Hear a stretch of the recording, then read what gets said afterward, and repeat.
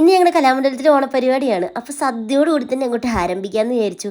നല്ല സദ്യയായിരുന്നു കേട്ടോ. ഞാൻ മാത്രമല്ല, എൻ്റെ കൂടെയുള്ള എല്ലാവരും ഉണ്ടായിരുന്നു.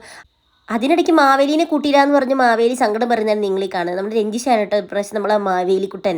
അങ്ങനെ നമ്മൾ പായസമൊക്കെ കൂട്ടിയിട്ട് പിടിയൊക്കെ പിടിച്ച് ത്രികോണം എന്നാണ് നമ്മുടെ ഓണപരിപാടീൻ്റെ പേര് കേട്ടോ.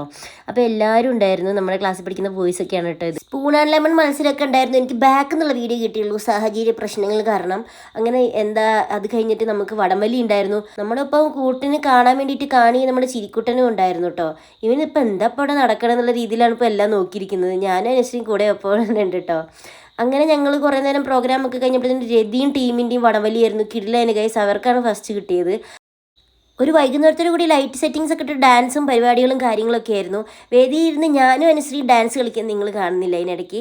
അതിൻ്റെ ഒപ്പം കൂടെ തന്നെ നമ്മൾ കുറച്ച് കഴിഞ്ഞപ്പോഴത്തേനും വലിയ പാണ്ടിമേളം പോലുള്ള DJ പരിപാടിയും കാര്യങ്ങളൊക്കെ ആയി ഭയങ്കര സെറ്റപ്പൊക്കെ ആയിരുന്നു കേട്ടോ.